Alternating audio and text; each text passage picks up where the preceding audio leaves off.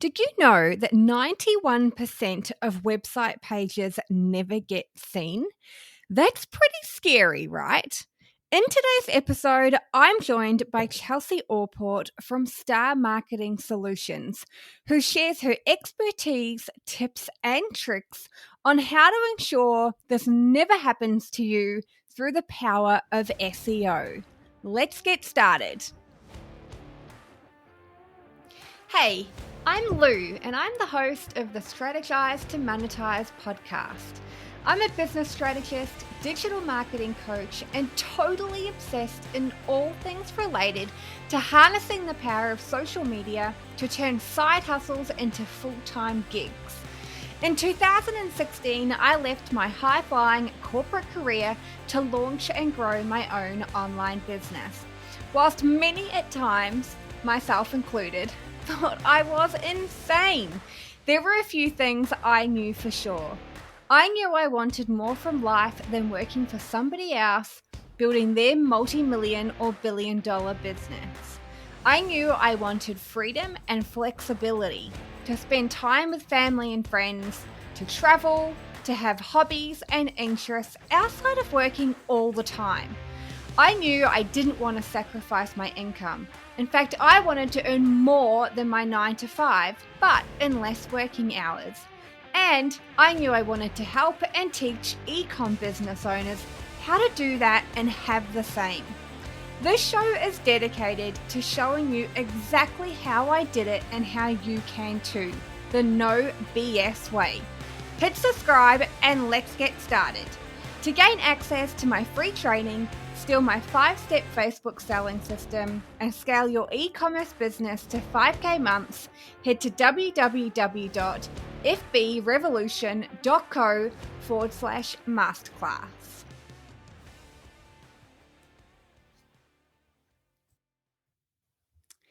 Hey guys, welcome to today's episode of the Strategize to Monetize podcast. Today, I'm super excited to introduce you to Chelsea Allport from Star Marketing Solutions. Chelsea is one of Australia's most committed and competitive marketing managers. With experience beyond her years, Chelsea will navigate the social scene for your company, connecting you with customers you didn't even know existed.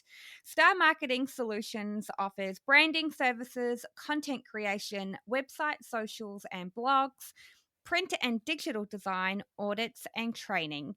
And today we're so lucky and incredibly grateful and excited to have Chelsea here talking with me all things SEO. Welcome, Chelsea. Hey Lou, how are you? I'm great. Thank you so much for joining me. I'm really excited to talk about SEO as a topic. It's not something I know a huge amount about. So not only am I going to find it valuable, but I know our audience is as well. Oh, fantastic. I'm too excited to get into it. So we will get into it. First up, not everyone knows what SEO is. I've, heard a little bit around, isn't it just like a hashtag on Instagram, which I'm sure you would laugh at. But can you give us a little bit of an understanding what this tool or function is in the online world? Of course. Well, definitely not a hashtag. I haven't seen that one trending. But SEO is basically a strategy to persuade search engines to show your content to searchers. It really is a science because there's so much behind it. You really want Google to see your content as the very best solution to their searchers' problem. Cool. Okay.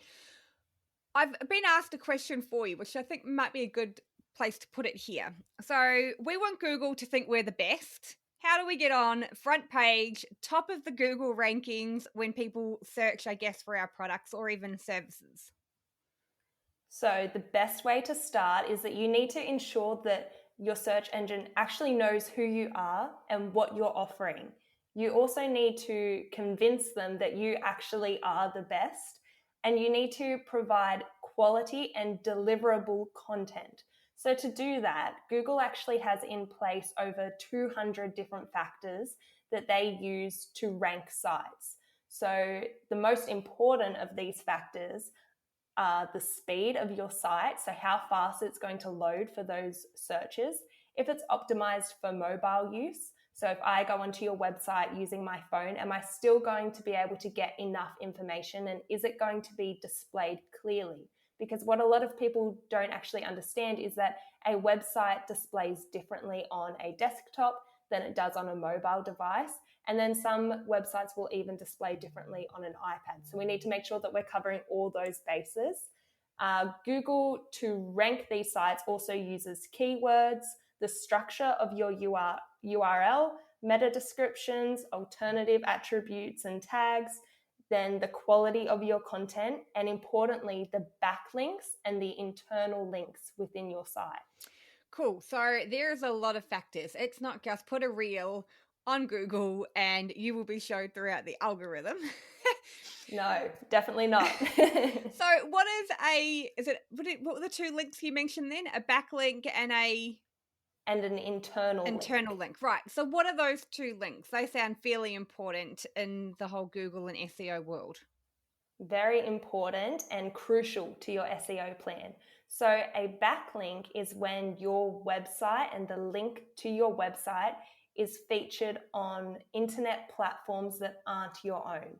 So a backlink occurs when someone else puts your URL in their post. So this may be in their blog post, or it could be a tag to a product on their website that takes the viewer back to your website, or it can be just in their homepage. They may mention you and refer back to your website by tagging your URL.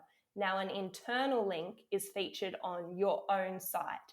So on a website, it's the little buttons that you press to get between pages. So for example, on your homepage, you might have a neat little description about your business and your products.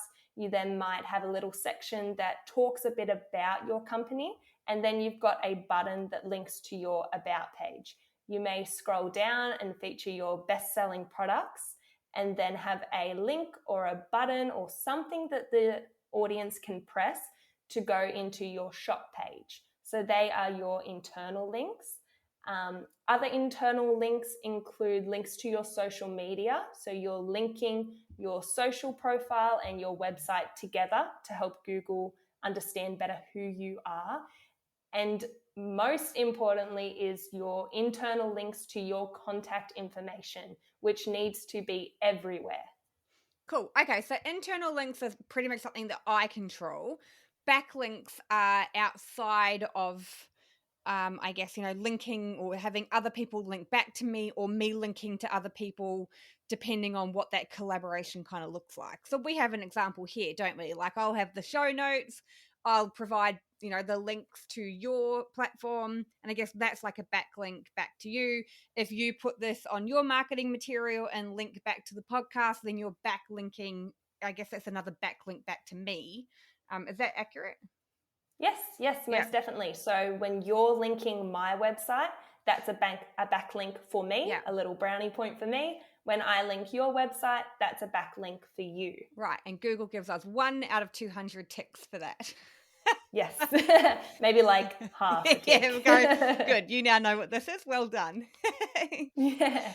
Okay, so I guess I understand that. So that's very important, right? I guess the more backlinks we can have spread throughout the online world, the more, I guess, opportunity we have for our perfect customers, or for people to know that we even exist in the 100 million, a billion searches that we can do in the online space.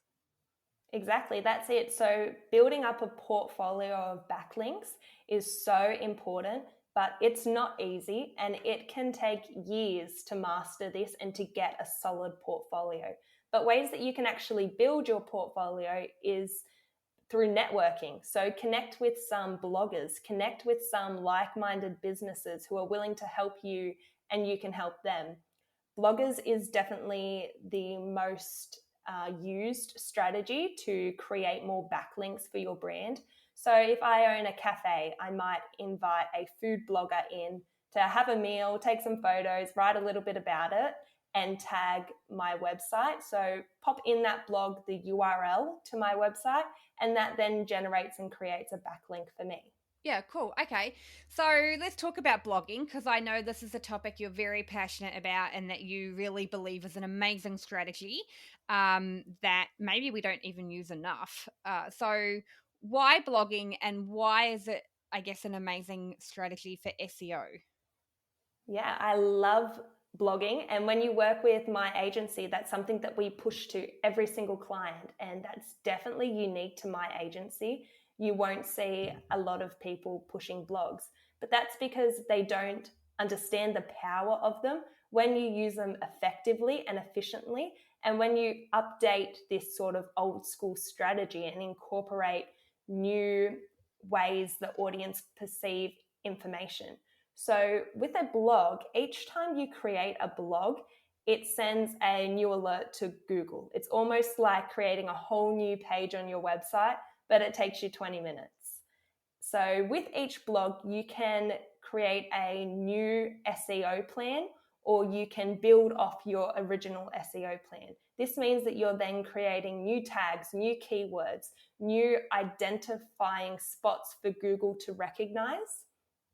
And you can do that within the writings of your blog. So you can create internal links back to your website, or you can create backlinks to other websites. So you may choose to backlink to another business that's similar to yours, or to a business that you have a partnership with.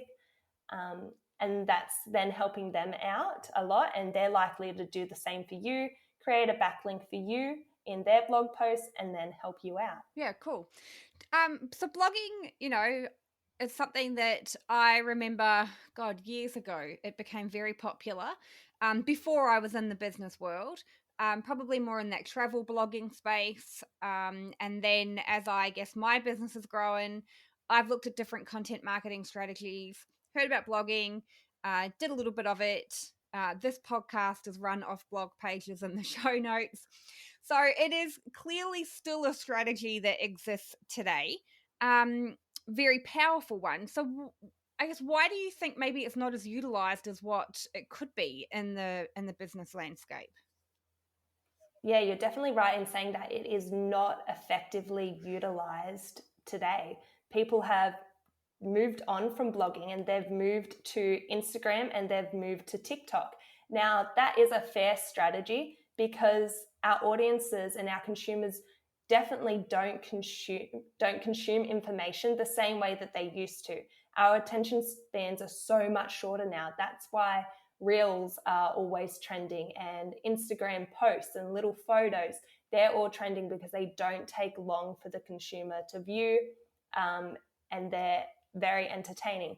But we can take this new trend of consumer information gathering, and we can adapt it to that older strategy of blog to create a whole new way to approach and talk to our consumers.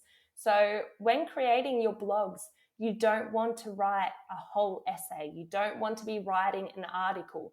You want short, concise information that's visually pleasing. So don't write paragraphs. Write a short introduction with subheadings and dot points. That information is easily taken in by your consumers. Also, add photos, add GIFs to make it fun, add some videos. This then builds on your SEO plan because you can actually attach alt tags to these features, especially your photos, creating new keywords and more ways for Google to identify your business, your brand, and your offerings. Cool. Before I ask you, moving forward from that, what is alt text? Alt tags traditionally occurred as a way for the visually impaired to still be able to get the same information from a website. So people with visual impairments often have programs on their phones or on their computers that read the website out to them.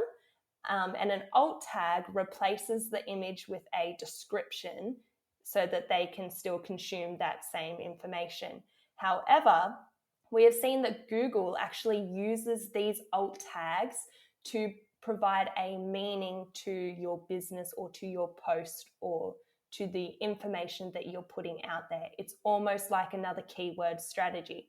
So you can upload a photo to your blog post, even to your website, and go in and edit the alt tag of this photo or this piece of media and put your keywords in there. So if I'm posting a photo of my skincare product, I'm going to put Sydney's best clay mask. And that's then going to provide information to Google, who wouldn't be able to recognize what's in a photo, to then be able to identify what this post is about and show it to the right people. Cool. So it's basically like a description, like we can describe pictures for a word-based platform, really. So it's Exactly. Google's reading What we're showing. yes, what we're showing. So okay, so that's quite cool. So what I'm kind of picking up here, Chelsea, is that, a lot of us these days use social platforms as the main driving engine to then, take people back to our websites or to our e-com stores or wherever it is that we're wanting them to go. You're kind of saying that we could do the reverse. So use the blog to then drive the people to where we want to go and Exactly, update the it. blog. I think like platforms like Instagram, for example, it's constantly changing to consumer. And if we are using these platforms, and trying to keep up with it to drive traffic to a destination, but we could do it the other way, have our main platform as our blog, and then adapt the blog depending on what's going on in the landscape of social platforms. So it's basically the opposite. Yeah, most definitely. And when you're posting to social media, when you're posting to Instagram, to Facebook, to TikTok, you don't get the SEO benefits. Yes. So it's not helping your website rank higher on that Google results page. Whereas when you're spending time developing blog posts, you're benefiting the search results of your website. And within that blog, you can then take your customers to your website, or from there you can take them to your social media. Say that you have a stunning Instagram, that your Instagram feed is pretty much your catalog, which is how it should be these days. You can then use that blog to take your target market, so the consumers who are most likely to purchase from you, take them to that catalog, which is your Instagram feed. That way you're both getting the benefits of social media, but you're also benefiting from SEO and bringing your website up higher on the results page. Yeah, which I think is a really intelligent, strategy. If you look at platforms like Facebook and Instagram and TikTok, etc., they're content driven. So we are constantly having to I call it dancing like monkeys, constantly having to entertain our audiences with a shelf life of that post of about, 2 seconds before it's taken away into the abyss of the algorithm, never to really be seen again. I think at the moment with Reels being quite popular, they're saying that it will have a 3-week shelf life. So, in terms of content production, it's worth doing it because more people will see it for a longer period of time. But it's not SEO based. And once it's done, it's done. Whereas blogs, say, I guess people can constantly find them, whether it be 1 month, 3 years, 10 years. It's always, I guess, a relevant piece of content that people can find on a through like Google search. Like it will just keep coming back. Yeah, most definitely. And your website should always be your main priority because that's where your consumers buy from. There's no point in having a website if consumers can't find it because then they can't buy from you. So where is your business generating wealth from, especially in today's market, especially with everyone going into lockdown and being stuck at home and e-commerce booming like crazy? You need to invest so much time into your website and making sure that consumers can find it. And SEO is your absolute holy grail to this and the best strategy that you will ever work on. Cool. I think you've hit a nail on the head there. The SEO will help your website be found. I know so many people create websites and then can't understand why customers aren't finding them. It's like, because you don't just create something and not tell anyone about it. And SEO will help you once you've created your wonderful online store. it helps your customers find you, and it's so important that you adapt that strategy so your customers know that you exist. Otherwise, you're literally just sitting there crossing fingers, watching tumbleweeds happen. That's exactly it. And it is so unfortunate to see that people aren't actually building SEO plans that are effective and are actually working. And I actually saw a statistic the other day that said 91% of website pages listed with Google have never been clicked. Wow. Isn't that crazy? And that is because people aren't utilizing SEO. So blogging, is that our best way of utilizing SEO? It's definitely one of the best ways. But within most hosting platforms, you can build your SEO really, really easily, and you build it through each page on your website. So through your homepage, your about page, your shop page, your contact page, and you can also build SEO around each product page. So when I go onto an online store and I press a product, it brings up the product page, which gives me all the information about the product. But that page there has the ability to have an SEO plan behind it so that that product even ranks itself on Google rather than just your whole website. And I think that's where a lot of misconception is. People think that just the domain name or just your base URL is what you're trying to build SEO off, but it's not. It's every page, it's every product. And that's why we're seeing those statistics like 91% of pages have never been clicked, because SEO plans aren't formulated effectively enough to account for every single page and every single product. Yeah, right. Well, you've definitely made me think about my website and how I have to go back and see how this is built into every page. Yeah. So who's doing like this really well at the moment? We've spoken a little bit around Kourtney Kardashian and a couple, I guess, of celebrities in terms of blogging, utilizing SEO to grow brands and business. Let's have a little bit of a chat about that. Yeah, so one of my absolute favorites is Kourtney Kardashian and her brand that she launched a few years ago called Push. So with that, if you go onto that website, you'll see the whole business plan, the whole business model is built around a series of blogs. So they are posting very consistently blog posts to educate their consumers. Now, the branding behind this business all centers around health, wellness, beauty, fitness, and that's what their blog posts represent. And they are all very trending topics in today's society. So they are creating these blog posts to share tips and education and insights into these topics that their consumers and their market are absolutely loving. Now, in these blog posts, they are then using them as a marketing strategy to sell products. So traditionally, what we see is businesses selling a product. This company is not doing that. They're selling advice through the form of blogs, and then they're linking that to a product. So rather than having a hard sales strategy, they're offering something to the consumer and then saying, well, hey, if you want to achieve that, this product will help you, and giving them the option to then go through and learn more about it and shop the product.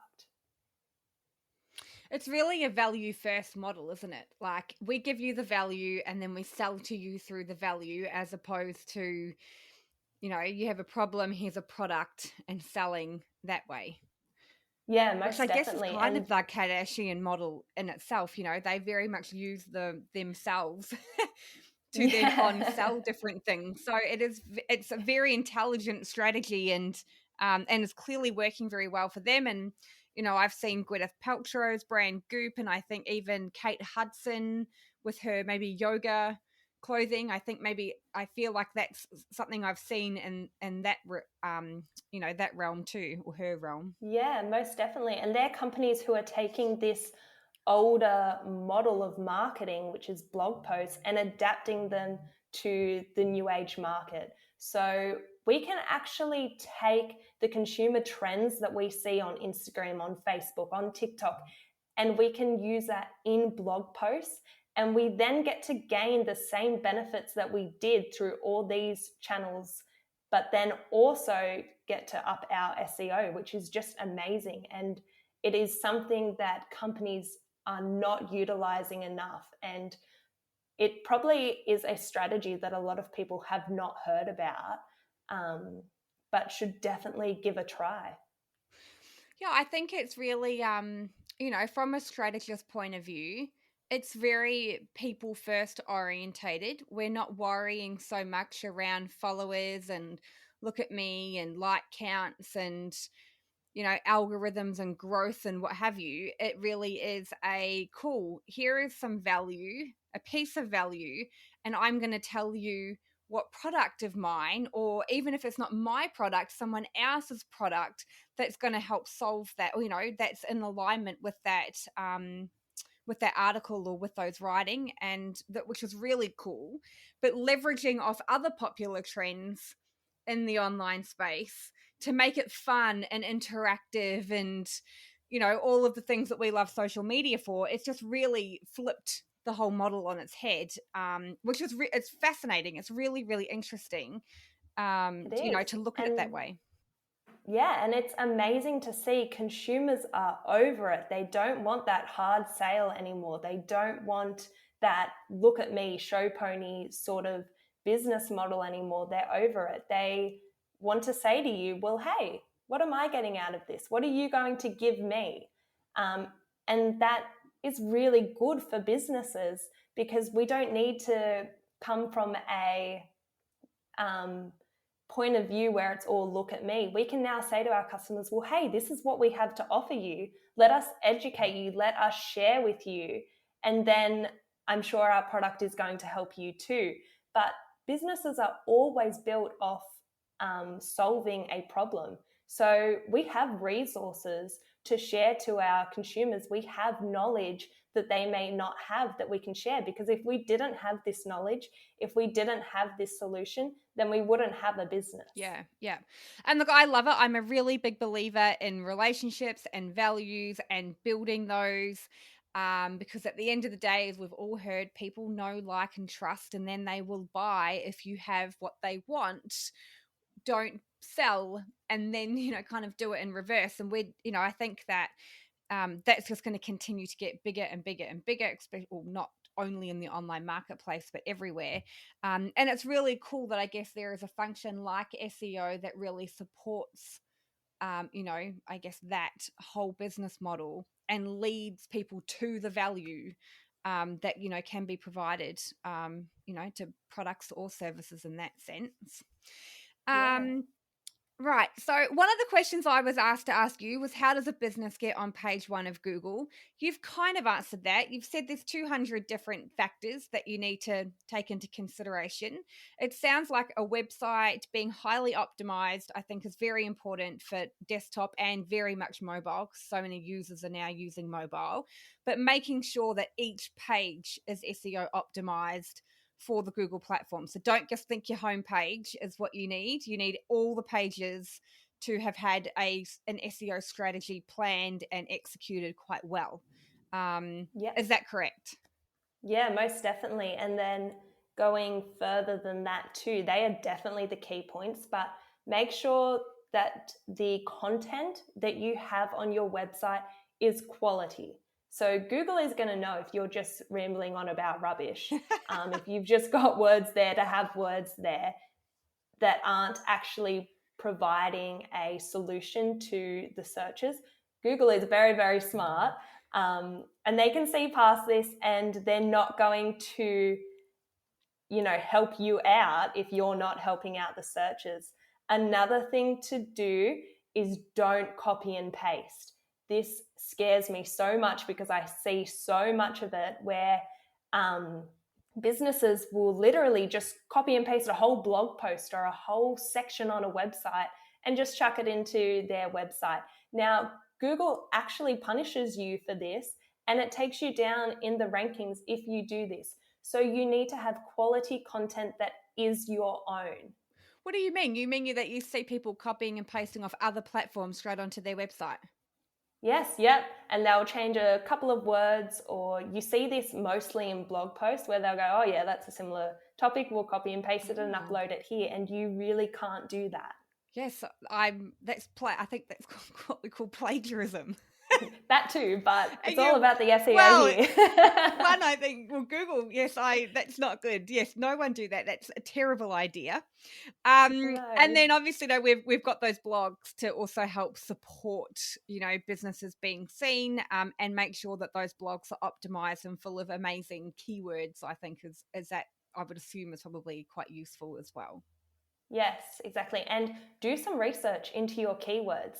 It's funny to see that business owners will just go, oh, yeah, these are my keywords because these are the main products I sell, or this is my keyword because this is the location I'm in or the industry I'm in. But you actually, to have a great SEO plan, you need to go and check out what your competitors are doing. So, what are their keywords? What's working? What's not working?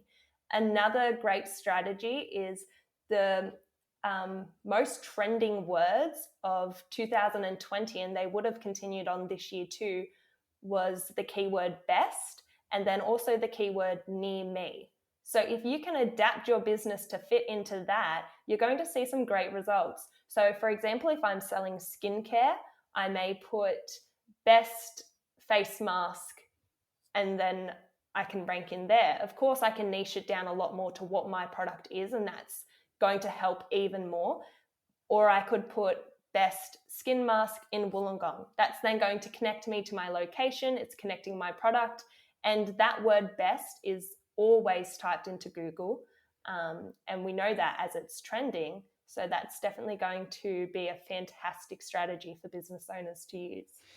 Cool. Right. I think if I've learned anything is that this is very important to have an expert help you get your website optimized, get your graphics and videos alt tagged, and actually just have a plan around it. It doesn't really sound like something you can wing by adding in what you think you need to do, to get seen more on that Google platform. So, Chelsea, how do people reach you to ask you more questions, to, I guess, get you to have a bit of a chat with them about whether they've done it right, and how to actually get a proper strategy put together, and potentially work with you moving forward? Yeah, most definitely. So I'm always up for a chat. I'm probably the chattiest person I know. So you can find me via my website at www.starmarketingsolutions.net. And there you'll be led to all my contact details. So you can give me a call and we'll chat on the phone, or you can email me, or you can jump through to social media and we'll chat there. Cool. Excellent. And as I mentioned earlier, the links will also be in the show notes. So so that people don't have to obviously go back and forth to get those details. It's a good backlink. It is. Yes. Now I know what that's actually called. Chelsea, thank you so much. Like, this has been really interesting. I think, as I said at the start, and I've said to you, SEO is not something I've personally focused on. I'm definitely more in that content space. But this has been fascinating and very thought-provoking on how, things can be done so differently to still get great results, and not always have to be impacted by algorithms of social media platforms, but instead look at what's going on in that part of the marketing landscape and adopt, your website and your content on your website to what's popular as opposed to the other way around. So it has just been really great, and I'm really grateful that you have joined us today to share some of this information, and I hope people reach out for a chat with you, because I think it'd be really important. Yeah, I'm looking forward to discussing it some more with anyone who wants to give me a call or send me an email. There's so much to discuss, and you could go on about SEO for days and days and days. There's so much behind it. Yes, I feel like it is. We've touched like a tiny 1% of where we could end up, and all of the things that we could think about doing and changing, but people might get a little bit confused. So we'll wait for another episode until we start going further and further down. But thank you, and and have a great afternoon, and we'll see you on another episode. Yeah, sure will. All right. It was nice chatting with you today. Thanks so much for tuning in to this episode. If you've loved it, please go ahead and hit subscribe so you are notified when new episodes go live. Whilst you're